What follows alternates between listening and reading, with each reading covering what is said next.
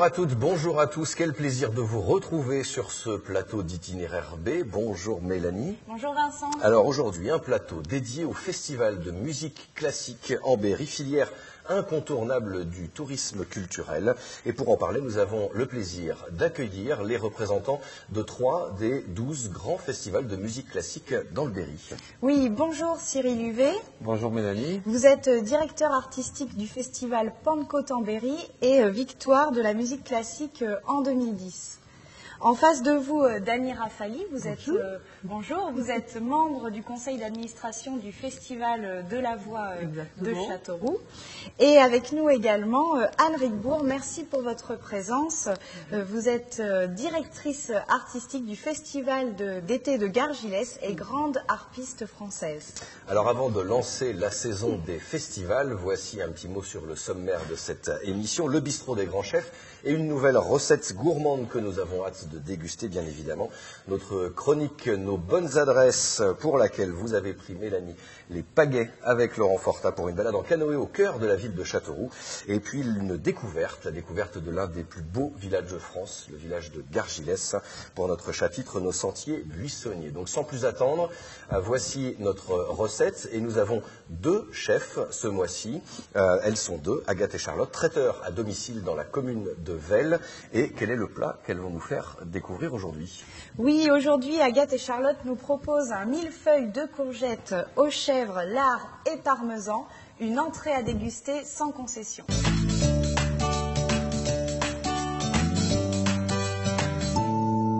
Bonjour, nous allons faire aujourd'hui un millefeuille de courgettes aux chèvres et au lard du Berry.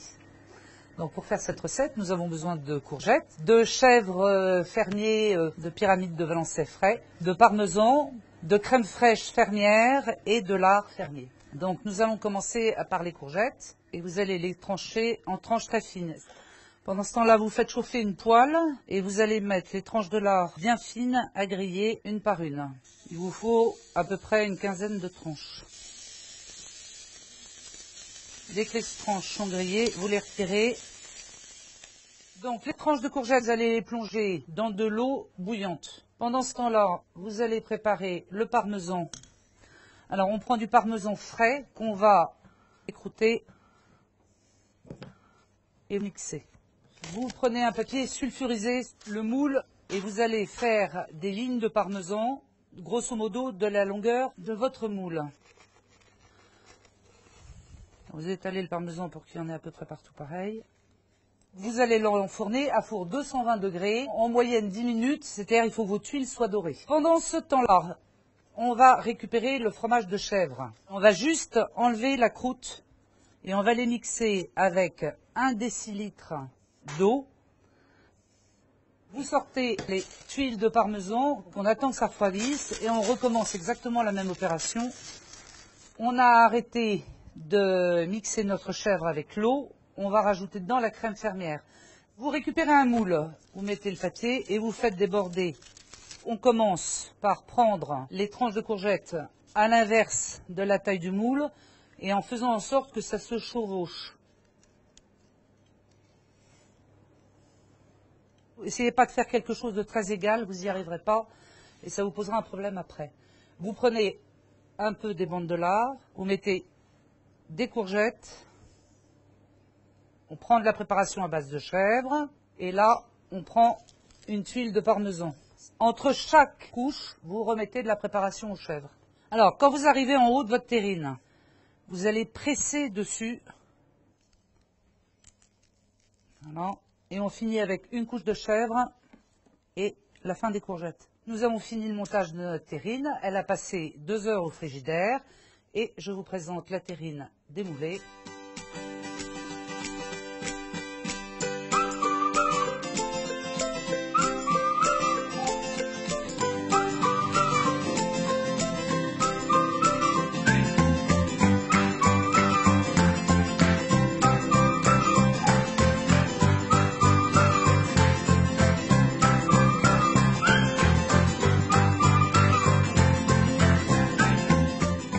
Voilà pour cette nouvelle recette, ça donne évidemment envie. Nous aurons l'occasion, chers invités, de pouvoir déguster cette magnifique entrée avec Charlotte qui nous rejoindra en fin d'émission. Le tourisme culturel, représenté par 3 festivals de musique classique du département, c'est donc aujourd'hui le thème de notre plateau. Nos invités sont membres du réseau Musique en Berry qui regroupe pas moins de 12 festivals de musique classique sur le département de l'Indre et du Cher. Mélanie, la filière culturelle fait désormais partie des priorités pour le développement touristique de notre territoire.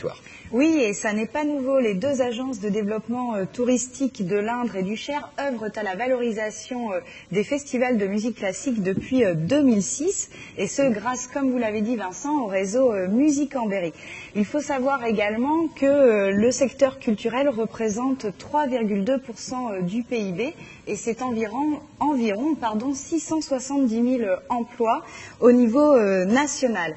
Il est donc essentiel de soutenir les événements culturels, et notamment ces rendez-vous dédiés à la musique classique, parce qu'ils attirent évidemment des artistes à la renommée internationale autour de programmations très variées, et ce, dans un esprit de grande proximité avec le public. Il faut savoir également que nos festivals de musique classique attirent des milliers de visiteurs sur notre destination. Alors, premier grand rendez-vous de ces festivals, ce sera le Festival de la Voix d'Annie Rafali. Le coup d'envoi le 15 mai prochain pour la 10e édition de ce festival, vraiment dédié à l'instrument vocal. À l'instrument vocal, et c'est vrai que ce festival, on a gardé toujours la même ligne directrice que nous avions dès le départ, c'est-à-dire dépoussiérer la musique vocale qui pouvait paraître à certains un peu désuète, faire se rencontrer des chœurs professionnels et amateurs, et ça c'est très important aussi, dans une rencontre vraiment pendant ces 3 jours, à travers d'ateliers et de rencontres plus ou moins formelles. Et puis aussi, ce festival est dédié à la création. Et ça, c'est un des seuls festivals qui soit dédié à la création, puisque tous les ans, nous avons une commande à un compositeur. Il y a 2 ans, c'était Carole Beffa, qui avait été pris d'ailleurs, qui avait une victoire de la musique comme meilleur compositeur. Thierry Machevel, enfin, on a eu quand même des grands noms de compositeurs. Et puis international. Et international. Alors, c'est un art universel. C'est un art universel, puisque nous avons un chœur d'hommes d'Estonie cette année. Je pense que ce sera assez imposant. 42 bons hommes qui chantent basses et ténors, et les basses de pays de l'Est et du Nord sont quand même assez imposantes. Un groupe d'Allemagne, alors là, une toute autre programmation, plutôt jazz, pop, rock, ce sera quelque chose, et toujours vocal, a cappella. Très bien. Voilà, et puis bien d'autres rendez-vous. Et puis il y a d'autres rendez-vous. Alors Cyril Huvet, le festival Pentecôte en Berry aura lieu du 22 au 25 mai prochain dans plusieurs lieux remarquables de la Vallée Noire. En particulier à Chassignol, au pays de la Châtre, dans la Grange au piano, et puis différents lieux autour, et il est dédié chaque année à un seul compositeur de manière monothématique, afin d'explorer les différentes facettes d'un compositeur. Alors on dit la musique de chambre, ça veut dire la musique qu'on joue à plusieurs instruments, plus spécialement des instruments à cordes d'ailleurs, souvent avec le piano, la harpe aussi, et la voix. Il y a une interaction entre les œuvres écrites pour la voix soliste et les œuvres écrites pour les instruments, parce que la poésie, disons, qui les a inspirées, même quand il n'y a pas de texte, elle existe dans les œuvres de musique instrumentale. Alors, c'est un dialogue en musique, les œuvres instrumentales, en fait, et donc un des grands compositeurs français fin du 19e, début 20e, qui est Gabriel Fauré. Nous avons ce thème comme ça des grands compositeurs de la musique française qui ont créé la culture de notre pays en matière de musique, et qui est une culture très profonde, et des œuvres qu'on médite longtemps, et on cherche à ce que ce contenu assez important soit accessible à tout le monde par un esprit convivial, et le fait de partager aussi bien les répétitions que le temps des concerts, et d'avoir des conférenciers, enfin c'est de cerner c'est complet. Voilà, on essaie que, disons, pendant 3 jours, les gens qui veulent savoir un peu tout sur Gabriel Fauré repartent de là en sachant un peu plus. Et même encore plus, voilà. Oui, donc une belle programmation pour un public très fidèle. Alors la convivialité, il sera question aussi au Festival d'été de Gargilès. Anne Criquebourg, vous en êtes la directrice artistique, Festival d'été donc au mois d'août, qui va même se prolonger encore un petit peu après. Là aussi, un instrument peu assez exploré dans les festivals, la harpe. très bel instrument. Oui, c'est vrai que la harpe a son fief, je dirais, de façon internationale à Gargilès, dans le Bois-Chaud-Sud, dans le sud du Berry, de par Pierre Jamet qui a créé ce festival. Et donc il y avait une génération aussi d'artistes, de peintres qui habitaient Gargilès. Ce festival a 48 ans, je m'en occupe depuis 13 ans. J'essaie de prendre vraiment le relais des chevilles ouvrières qui étaient là depuis l'origine. Et la harpe est quand même très réputée aussi dans ce lieu et elle se marie très bien avec la voix, avec les quatuors à cordes. Et c'est la harpe et tous ses amis. Et puis vous parliez de musique classique, mais c'est vrai que c'est un festival avant tout de musique classique. Mais c'est vrai que la harpe permet toutes les cultures. Et il y aura aussi la harpe jazz, avec aussi la batterie. Enfin, là, il y a un quartet de jazz cette année, par exemple. Il y a toujours un concert de musique actuelle, en fait, autour de la harpe. Et puis, il y a aussi les musiques du monde. Donc, cette année, ce sera un concert de musique traditionnelle celtique, qui est en résonance avec les maîtres sonneurs de Georges Sand, le livre. Et j'ai demandé à des amis, donc un sonneur qui viennent de Bretagne, avec une chanteuse galloise et un harpeur celtique, un artiste celtique, qui vont faire un programme sur le thème de Georges Sand, qui a son refuge. Et voilà. Des couleurs différentes qui nous permettent de découvrir l'instrument sous d'autres formes, bien évidemment, en tout cas. Alors nous poursuivrons ce débat juste après la deuxième étape de notre itinéraire. Mélanie, nos bonnes adresses. Vous avez testé avec Laurent, là c'était sportif, un parcours en canoë au cœur du vieux Châteauroux. Oui, avec Laurent, nous avons sorti les pagaies et suivi Yves Millet et Marcel Jolès, guide accompagnateur, pour une visite de Châteauroux, les pieds dans l'eau, reportage.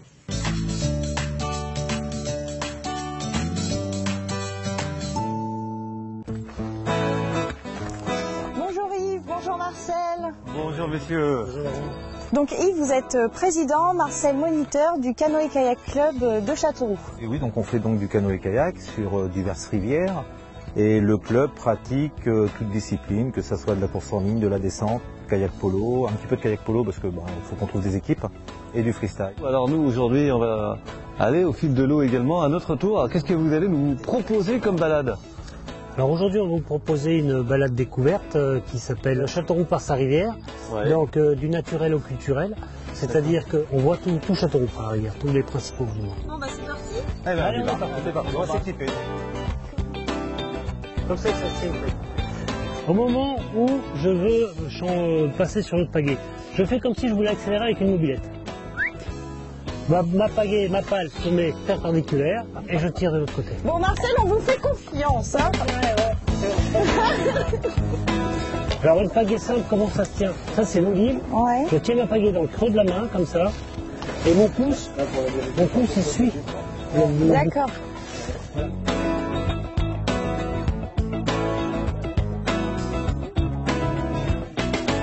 Là, on arrive sur Déol qui a été construit avant Châteauroux. Déol, avant, c'était une ville, pour vous donner une idée, c'était comme Rocamadour. Et à la Révolution, ça a été détruit. Les pierres de Déol ont servi à construire les premières maisons de Châteauroux, anciennement avenue de Paris. En face, on a le pont neuf qui a été construit en 1750. Bon, il a été rénové il y a une dizaine d'années, élargi. Et c'est la seule voie qui permet de faire Châteauroux-Déol. Et là ça donne une vue superbe.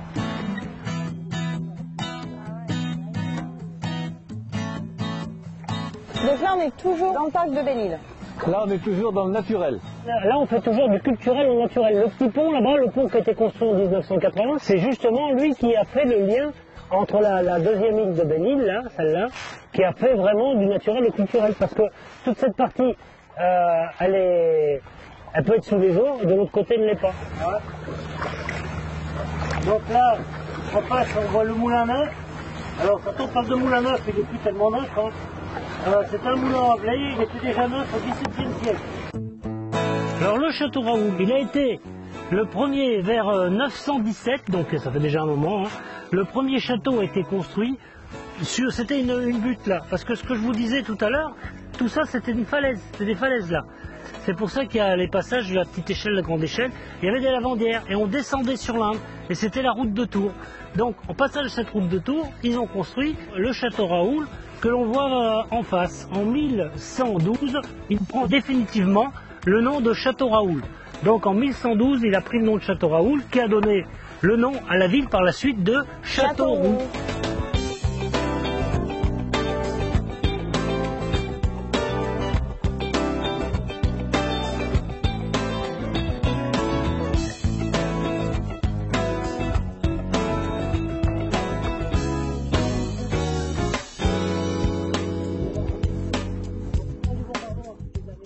Voilà pour cette charmante petite virée en canoë au cœur de Châteauroux, et vous pouvez découvrir et retrouver toutes les informations concernant ces idées de sortie originales sur le site de berryprovince.com.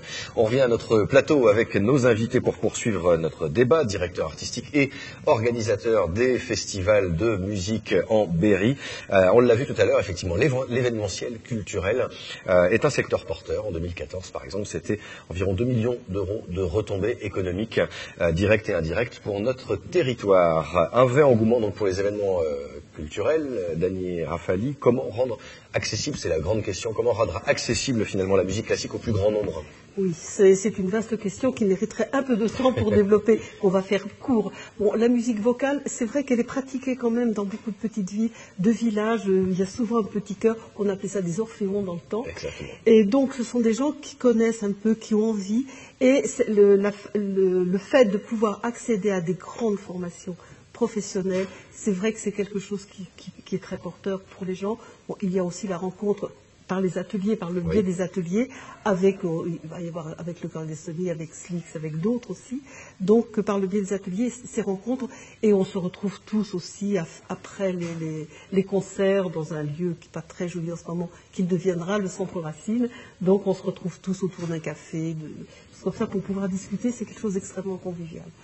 Alors, Anne Ricbourg, quels sont les moyens déployés par le festival d'été de Gargilès pour toucher un public toujours plus large? Bien, tous les ans, j'essaie de renouveler effectivement et d'avoir toujours de plusieurs idées. En tout cas, ce qui me touche beaucoup, c'est le côté très éclectique et puis très diversifié de l'instrument, toutes les cultures. Et je suis toujours très touchée quand dans le public, des personnes viennent pour un concert de musique actuelle ou de musique traditionnelle et qui prennent d'autres concerts et ils vont écouter de la musique française du XXe qui est magnifique à l'harpe, ou du XVIIIe. Il y aura du clavecin par exemple avec la harpe cette année dans l'église. Enfin, donc voilà, c'est une façon d'ouvrir aussi donc un nouveau public. Et donc le public vient pour rencontrer aussi les artistes après. Ils savent qu'il y a cette possibilité de rencontre. Donc ça, on a avancé le concert un peu plus tôt, 20h30, pour que les gens, il y en a 15h30 aussi, pour qu'on ait plus le temps, cet échange. Et moi, en tant qu'artiste, je sais que c'est quelque chose qui est de plus en plus important pour moi. Et j'ai tellement les plus grands souvenirs que j'ai, évidemment, c'est le partage avec les musiciens sur scène, le retour qu'on a du public, mais c'est aussi le retour direct, le partage qu'on a. Et puis, au niveau de la billetterie, c'est vrai qu'on met des places gratuites pour les enfants à partir de en dessous de 15 ans. Donc, c'est vrai qu'on a un public de famille qui vient. C'est pas les parents tout seuls, ça se multiplie. Enfin, il faut se mettre à la disposition. C'est des questions que pose le public, on ne peut pas avoir la gratuité, donc on évolue aussi toujours dans la billetterie pour proposer des choses intéressantes. Cyril Huvet, alors par exemple le festival de Pentecôte aussi, pour rendre accessible, eh bien c'est la communication, c'est aussi ce qui vous a poussé à intégrer le réseau Musique en Berry, c'est de pouvoir vous faire connaître d'une autre manière. Voilà, oui.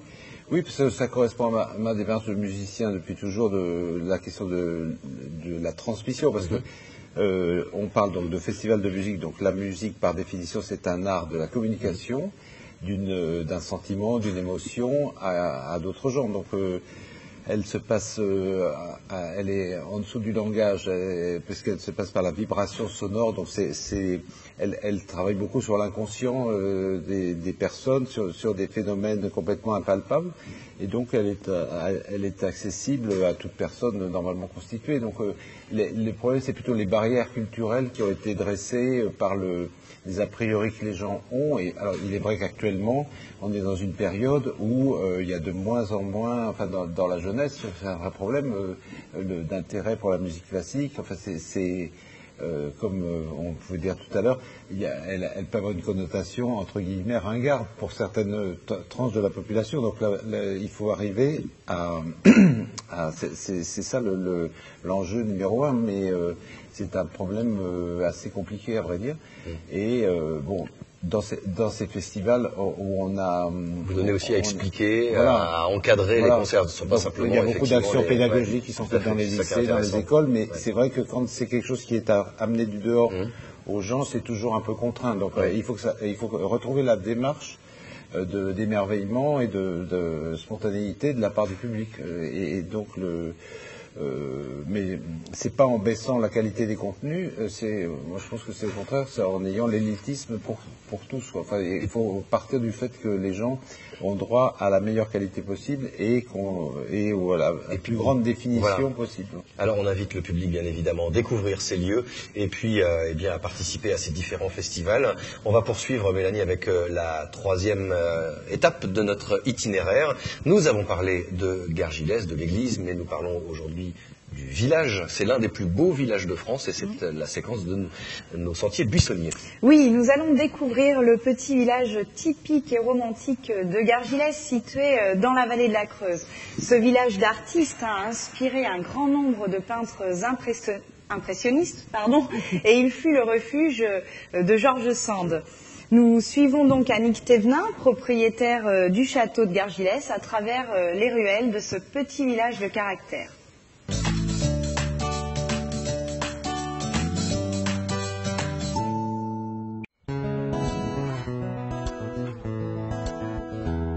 Gargilès, c'est un village charmant, il fait bon vivre évidemment, c'est la nature, c'est un site qu'on aime découvrir. Et puis, à partir du mois de mai, vous avez plein de petites galeries ou de grandes galeries à voir, à la ferme, au château. En premier, c'est quand même George Sand qui est venu avec son fils Maurice peindre vers le rocher de la Fileuse, tout près de Crozant. Elle y a attiré des amis, Eugène Grand-Cyr, Jules Véron, Théodore Rousseau, et se sont succédés après. On a parlé beaucoup de l'école de Crozant, mais en fait c'était une école sans maître, simplement de peindre ensemble. Ils s'influençaient, ils se copiaient un peu, ce qui a fait un style. Chaque année, à partir du 1er mai, nous organisons des expositions. Là, nous aurons les peintres de la vallée de la Creuse, les tableaux de Armand Guillaumin, Paul Madeleine, Léon de Troyes, enfin tous ces peintres de l'école de Crozant, présentés dans les salons meublés du château. Et c'est une promenade très agréable qui peut se terminer dans le parc. Au 8e siècle, c'est Gargilus qui construisit ici un castrum gallo-romain. Et c'est lui qui donna au village le nom de Gargilès et le nom de Gargilès pour la rivière. Au XIIe siècle, par voie de mariage, Hugues de Naillac hérita de cette seigneurie et construisit l'ensemble, c'est-à-dire la poterne, qui est du XIIe siècle, le château fort, qui a été détruit en 1650 et reconstruit en 1750 comme un manoir, et puis l'église du XIIe siècle qui est encore là, la ferme, le pigeonnier, le colombier. Les seigneurs ne sortaient pas pour aller prier, ils passaient directement ici. Cette chapelle seigneuriale a été acquise par le village, donc c'est l'église paroissiale, qui n'est pas cultuelle, elle est culturelle. Il existe chaque année, au moment du mois d'août, du festival de harpe, donc on peut écouter des très belles soirées musicales dans cette église de Gargilès.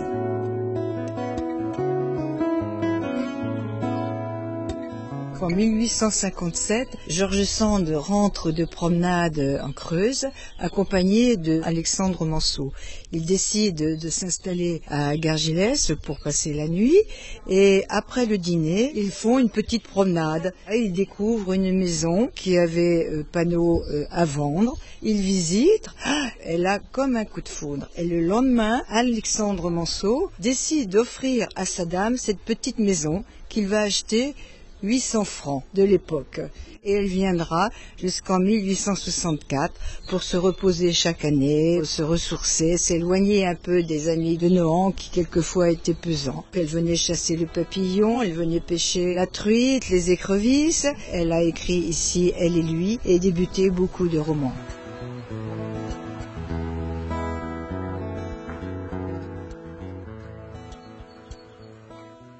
Magnifique Gargilès, la romantique du Berry. Retrouvez toutes les idées de découverte de ce village sur berryprovince.com. Dernier rendez-vous, et ce sera le rendez-vous avec notre chef, le bistrot des grands chefs. Et nous accueillons Charlotte, d'Agathe et Charlotte, qui va nous rejoindre sur ce plateau. Bonjour et bienvenue. Bonjour Charlotte, bienvenue sur notre plateau d'itinéraire B pour cette étape gourmande. Et merci de nous proposer votre recette de millefeuilles de courgettes aux chèvres, lard et parmesan, une recette savoureuse et facile à réaliser. Facile, un peu longue pour le montage, mais assez facile et entièrement faite avec des produits fermiers. On a la chance ici dans le département d'avoir du chèvre frais fermier, du lard fermier, les courgettes, il y a des producteurs qui en font. Voilà, donc entièrement local, de saison et une entrée assez fraîche qu'on peut faire aussi en verrine ou en terrine comme ça. Ah, c'est bien, il y a des mélanges de saveurs. Oui. Qu'en pensent nos invités justement? Le croquant, justement, un peu de la courgette et la fondant de La courgette est presque crue, ce qui fait qu'on a le croquant, un peu de croustillant avec le parmesan. Et puis la douceur du chèvre aussi. Il est un peu battu, il est un peu allégé. Alors celui-ci, il est un petit peu allégé au lait, mais très peu. Voilà. C'est un chèvre très frais, donc. Mais oui, c'est excellent. C'est aussi beau aussi comme.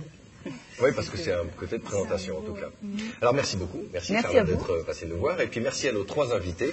Anne-Ric Bourg, donc directeur associatif du festival d'été de Gargilès au mois d'août. Dany Rafali, donc pour le festival de la Voix, ce sera à partir du 15 mai prochain. Et puis Cyril Louvet, le festival de la Pentecôte, qui se déroulera donc fin mai à la Pentecôte. Mélanie, on se retrouve le mois prochain pour de nouvelles surprises et de nouveaux itinéraires. Oui, avec Laurent Forta, nous testerons le bateau à voile sur le lac d'Aiguzon. Une histoire d'eau, toujours. Exactement. Nos invités plateau nous parleront avec passion de leur jardin ouvert au public et nos sentiers buissonniers nous emmèneront au cœur de la forêt de Châteauroux. Nous accueillerons Éric Gollon, chef du restaurant La Forge, table gourmande du Berry à Lys-Saint-Georges, pour sa recette de royale de cœur d'artichaut aux escargots du Berry, consommé de volaille et petits légumes. Une émission qui promet des découvertes surprenantes. Effectivement. Rendez-vous donc le mois prochain sur BIP TV pour Itinéraire B. Merci de votre fidélité.